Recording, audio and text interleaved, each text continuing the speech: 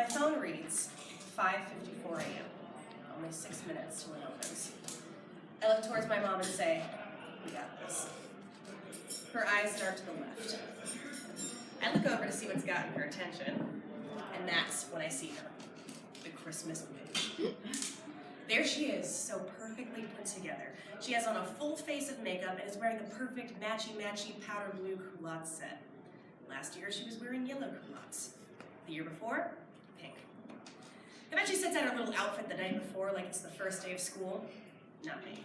My mother had to throw on the bright lights in my old bedroom and snatch the covers off me. My mother can be straight militaristic sometimes. So I slipped on some sweats, threw on a hat, gobbled down a Rudy Tooty from IHOP, and here we are, waiting. The bitch calmly stands at the gates of the Dillards like she just happened to be passing by. Like she's saying, I'm that delightful old lady with the big hips who welcomes you with a glass of sweet tea. But what's going on here? A sale, you say? Don't fall for it. That woman's a shark. Her shoes give away her real intention. She has the latest power sneaker with rips on the bottom. She's a pro that I'm no longer underestimating. She's been a pain in our ass the last 5 post-Christmases, but not this year. We are going to take that bitch down. Our mission is to get the best black Christmas Santa. You see, if you're white, you just take for granted that there'll be a little blonde cherub angel holding a star, or a water-skiing Santa Claus waiting for you to pick up at your leisure. But black ornaments, not so much. Stores usually only put out 1 or 2 items representing African-American Christmas. It's usually a white Santa painted blackface, the same black angel they've been putting out since the 90s, or a nativity scene with everyone black except a white baby Jesus. But if we're lucky, there will be that special one. It will show the detail on a jolly black man, with lines and character that makes Santa Santa. This year, it's Black Santa ice fishing. People always ask us, why black Santas? Why not nutcrackers or snowmen? I guess my mom and I just think they're cute. I don't know how it started. Maybe right after my parents divorced. It's just something.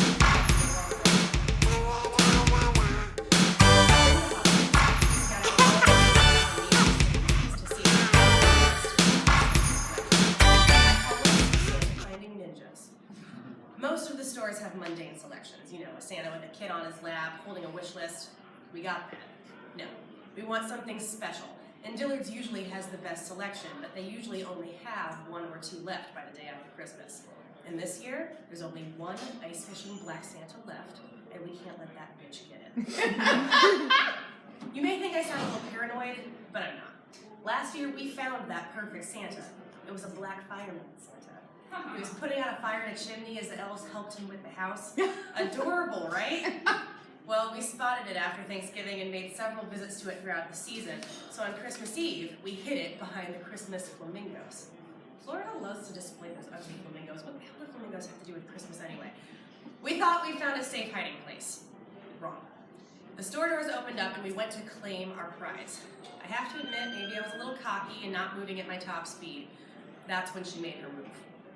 We picked up our pace when we saw her darting up the escalator. Now, I can't prove it, but I believe she put her size 9 sneaker out in front of me on the way up.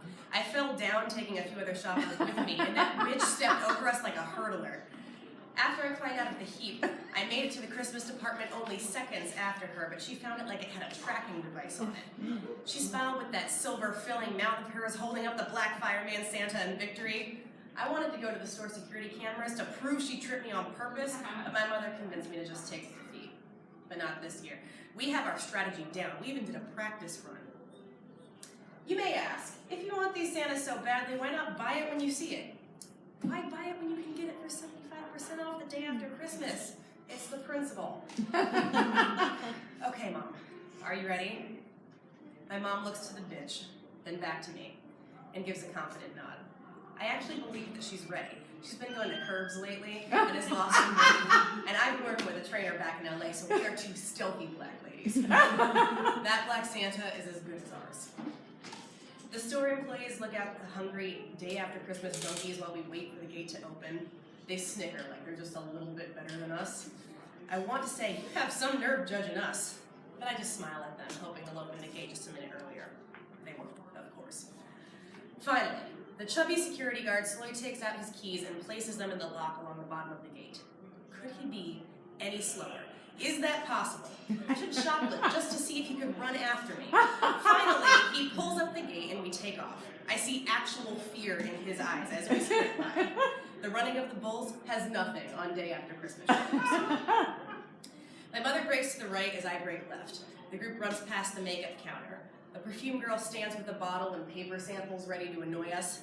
I accidentally push her back against the counter. "Oh," she says. I keep running but yell out, "Sorry." I don't mean it.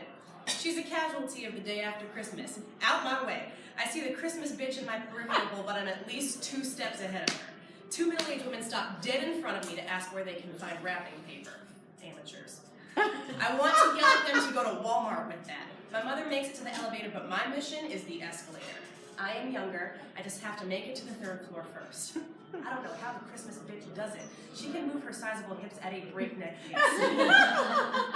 I already know to go right, not left, for the up escalator. I lose a couple of shoppers with that.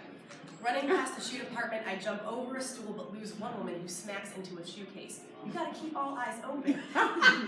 But you know who's right on my tail? That's right, the Christmas bitch. I've been training for this. Obviously, so is she. We don't ride the escalators like we have all the time in the world. We briskly go up to appear not too desperate, but not to give each other any leeway. I'm careful to look at my feet. I'm not gonna fall for that trip trick again. Finally, we make it to the 3rd floor, the Christmas that was. It looks like Christmas just threw up without any rhyme or reason. The store doesn't care about the displays anymore. Red signs reading 75% off line the aisle. A lone Christmas bear lies on the floor. Bins of bulbs, paper, and Christmas cards are just scattered about. They're even selling the display trees. It would almost be sad, but to me it's the greatest sight in the world. My mother gets off the elevator. She sees I'm closer to our destination, and with her eyes she tells me to go. This year, we hit our ice fishing Santa in the food section. I mean, who wants food from a department store that has been hanging out since Halloween? Smart, right? I look at the Christmas bitch, and she looks back at me, and we both turn on our heels and take off in the same direction. I get there first and dive into the display where I know I put ice fishing Santa, but I find nothing. In a panic, I look for him under caramel apples, popcorn, and the fruitcakes, but still nothing. I know we put it here, right at the bottom of this bin. I look up and see that the Christmas bitch is not in the same area. My mother calls my name. "Rachel!" I stop and look up. She nods her head towards the Christmas bitch, who proudly displays her catch, the ice fishing black Santa. If this were a movie, I would fall to my knees and look towards the sky and yell, "No!" But it's not the movies. I just give her a few hard stares and go back to the Christmas collections to pick up the scraps. The Christmas bitch makes her purchases, and she smugly passes us with her filled bag. I see the head of the Santa peering out of the bag. I'm certain she placed him like that for our benefit. That bitch. At home, we unload our items, and we try to congratulate ourselves for the purchases we were able to get, but I can see it in my mother's eyes. She's just as disappointed as I am. She tells me that she needs to take a nap. I get it. We failed. As I go through my mom's house, I look at the 528 black Santas she already has. Yeah, we count every year. They are all different. One Santa reads a story, another sings and dances, one is in roller skates, one is at the beach, another is kissing Mrs. Claus. You name it, we have it. But we don't have an ice fishing Santa. I wonder if the Christmas bitch has as many Santas as we have. I bet she doesn't. The next day, my mom drops me off at the airport and I go back to LA. On the flight, I can't help but think about what we could have done differently. Should I have gone towards the teen department instead of the shoes? Yeah, the shoe department is a clear shot, but the teen department would have been empty. Teenagers are not getting up at 6 a.m. to shop. I've gone over it too many times to count. Did the bitch take the Santa and move it on Christmas Eve? Maybe I could have bribed the sales associate to hold it for us, but that would have been cheating. I want to beat that Christmas bitch fair and square. Once I'm back in Los Angeles, the Christmas funk is replaced by New Year's funk, and you can't forget about Valentine's funk. It's a busy time at my job as magazine editor. Since my magazine is mostly all ads, I should be called ad saleswoman, but I like the title of editor better. I go to work, grab drinks with friends, my boyfriend, Chris, Netflix and chill. And I have a French bulldog named Frenchie. Normal stuff. But one night, when I'm home watching The Bachelor, I get a call from my brother. Hey, Rach, you need to come home. Mom needs you. What? Why? I say. He says, it's come back. I simply say, oh. I catch the next flight to Fort Lauderdale. I just talked to her the other day and she never mentioned being sick again. About 5 years ago, she was diagnosed with myeloma, or bone cancer. I mean, she's been tired a lot lately, but I didn't think it was a big deal, you know. She hates to worry me, but I hate being out of the loop more. When I arrive and I see my mom, she looks very frail. She's clearly lost at least 20 pounds since Christmas. Mom, you look awful. We never mince words to each other. Well, you look great. Still working out? Mom, why aren't you in the hospital? You shouldn't be home. I don't need the hospital anymore. My voice breaks. Anymore? She explains that she's stage 4, and the doctors feel that radiation and chemo are no longer an option. They just want her to be comfortable. Comfortable. Great. You know what that means.